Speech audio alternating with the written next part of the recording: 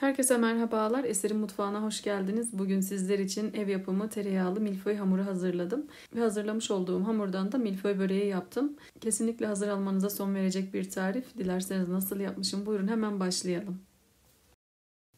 Yoğurma kabımın içerisine 1 su bardağından 1 parmak eksik ılık su, yarım su bardağı ılık süt, 1 tatlı kaşığı şeker ve 1 adet yumurta ekleyip öncelikle sıvı malzemelerimi karıştırıyorum.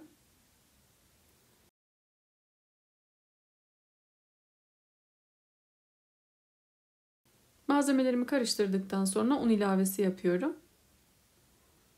Unun büyük bir kısmını ekliyorum. Daha sonra üzerine 1 tatlı kaşığı tuz ekleyip karıştırmaya devam ediyorum. Hamurum toparlanmaya başladıktan sonra elle yoğurma işlemine geçeceğim.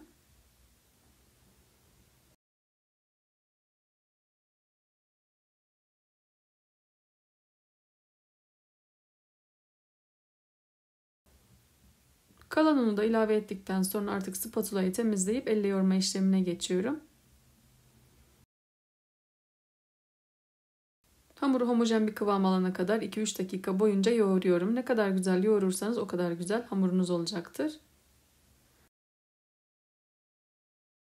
Bu arada kanalıma ilk defa gelen arkadaşlar kanalıma abone olup destek verirlerse sevinirim. Tariflerimi görmesini istediğiniz arkadaşlarınızla paylaşabilirsiniz. Hamuru 1-2 dakika boyunca kabın içerisinde yoğurdum. Daha da özleşmesi için masanın üzerinde yoğurma işlemine devam ediyorum.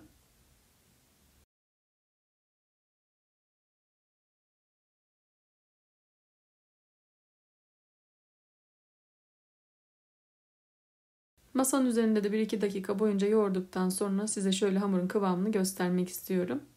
Çok yumuşak olmayan orta yumuşaklıkta bir kıvamı var. Hamurun dinlenmesi için streç filmin içerisine sarıyorum. Hamurun kesinlikle hava almaması gerekiyor.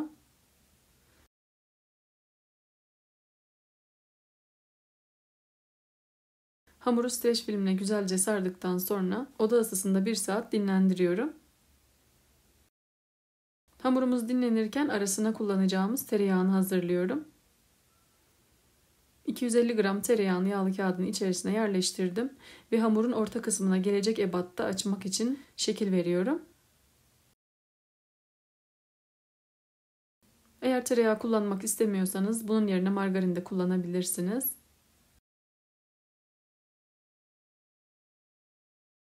Tarifimde kullanmış olduğum malzeme listesini açıklama bölümüne ekliyor olacağım.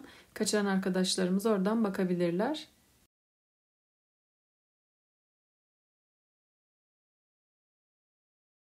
Gördüğünüz gibi tereyağını merdane ile düzelterek kare bir forma getirdim.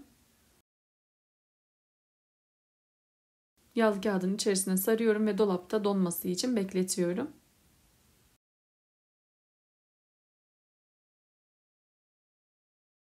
Tereyağım dolapta dondu ve hamurum da 1 saat boyunca dinlendi. Hemen hamuruma şekil verme aşamasına geçiyorum.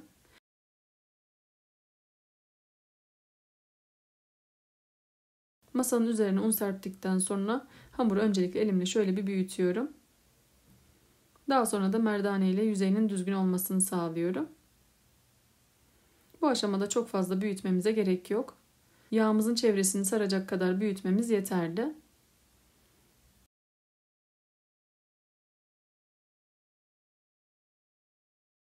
Hazırlamış olduğum tereyağını orta kısmına yerleştiriyorum ve kenar kısımlarından kapatıyorum. Bu aşamada yağımızın erimemesi için hızlı şekilde hareket etmemiz gerekiyor.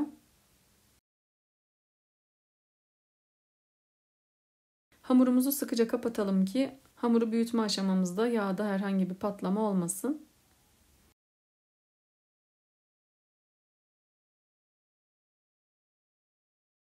Hamurun iki tarafını karşılıklı kapattıktan sonra uç kısımlarına da merdane ile vuruyorum ki güzelce yapışsın. Ve diğer uçlarını da aynı şekilde kapatıp kare bir form veriyorum.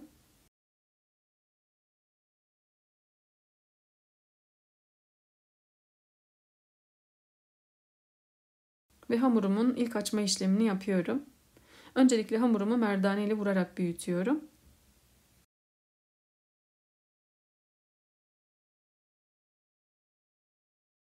Hamuru rahatça büyütebilmek için altına ve üstüne istediğiniz şekilde un kullanabilirsiniz.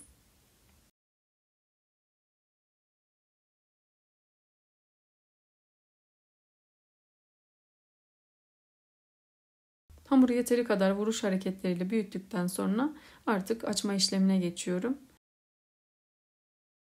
Gördüğünüz gibi hamuru açabildiğim kadar açtım. Kalınlığı bu şekilde olacak. Ve ilk katlama işlemini yapıyorum. Üzerinin düzgün olması için merdane ile geçiyorum. Daha sonra da karşılıklı kenarını üzerine kapatıyorum ve uç kısımlarından eşit olmasını sağlıyorum. Katlarının aynı sayıda olması için hamurların kenar ve köşe kısımlarını üst üste gelecek şekilde düzeltmeniz önemli. Katladıktan sonra yine merdane ile üzerinden geçiyorum. Ve hamura kare bir form vermek için kenar kısımlarını da kapatıyorum.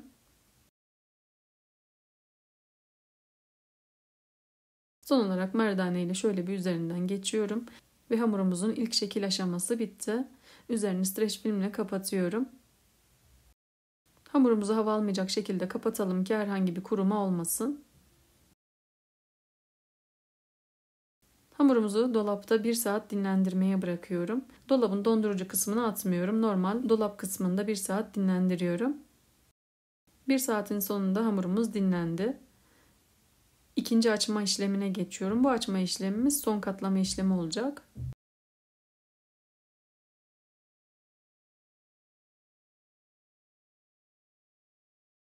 Hamuru yine vuruş hareketleriyle merdane ile büyütüyorum.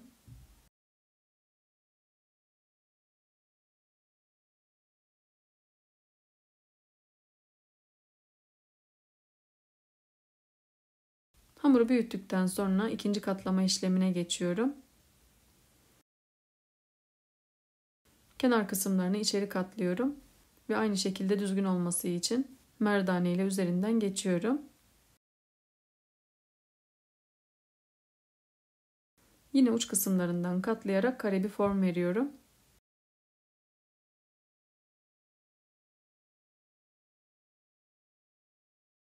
Son katlama işlemimizi de yaptım. Üzerini streç filmle sardım ve dolapta son 1 saat daha dinlendirmeye bırakıyorum. Artık milföy hamurumuz hazır. Hemen böreğimizin yapım aşamasına geçiyorum. Hamuru aynı şekilde merdane yardımıyla öncelikle vurma hareketleriyle büyütüyorum. Milföyü açarken altına ve üstüne un serpiştirebilirsiniz.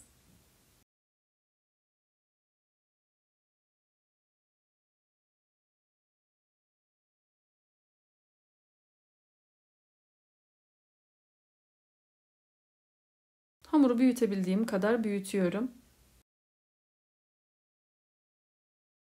Böreğimizin düzgün olması için kenar kısımlarından ince şeritler halinde alıyorum. O kısımlarını da değerlendirebilirsiniz. Hamurumu istediğim ebatlarda parçalara ayırıyorum. Siz büyüklüğünü istediğiniz şekilde ayarlayabilirsiniz. Toplamda bu tariften 16 adet milföy böreği elde ediyorum. Milföy böreklerimi dilimlere ayırdıktan sonra iç harç olarak peynir kullanıyorum. Hamurların yarısına gelecek şekilde uç kısımlarına peynir yerleştiriyorum.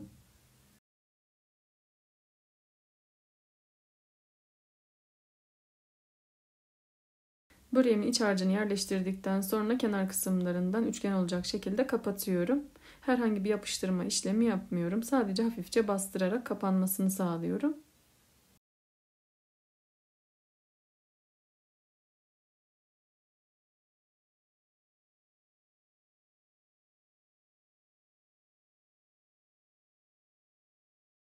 Hamurun kenar kısmından kestiğimiz şeritlerini de rulo halinde sarıyorum. Onları ayrı şekilde pişireceğim. Milföy böreklerimi tepside 20 dakika boyunca dinlendirdim. Fırına atmadan önce mutlaka dinlendirmemiz önemli.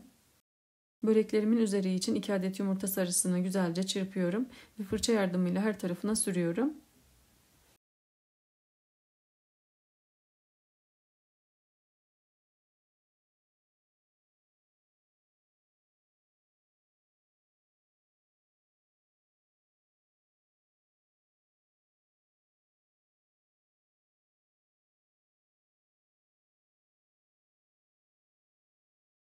Son olarak milföy böreklerimin üzerine çatalla iz veriyorum. Ben böreklerimin üzerine susam veya herhangi bir çörek otuyla süsleme yapmayacağım. Damak zevkinize göre istediğiniz şekillerde süsleyebilirsiniz.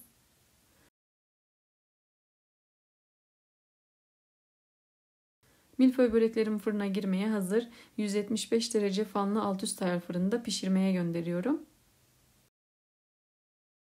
Milföy böreklerim artık fırından çıktı. Gördüğünüz gibi harika görünüyorlar.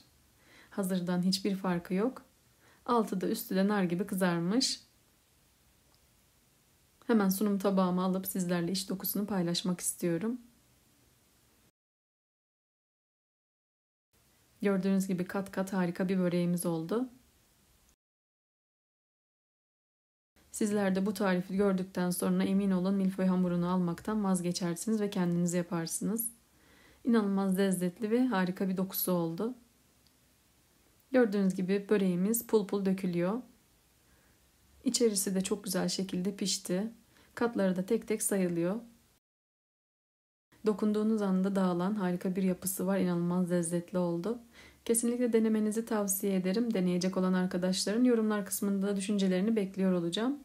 Deneyecek olan herkese şimdiden afiyet olsun. Bugünlük de bir tarifimin daha sonuna geldim. Umarım çok beğendiğiniz bir lezzet olmuştur. Tarifimi beğendiyseniz beğenmeyi, kanalıma hala abone değilseniz abone olmayı unutmayın lütfen. Tariflerimi görmesini istediğiniz arkadaşlarınızla paylaşabilirsiniz. Bildirim zilini aktifleştirerek paylaşımlarımdan anında haberdar olabilirsiniz. Farklı ve lezzetli tariflerde görüşmek üzere. Kendinize çok iyi bakın. Hoşça kalın.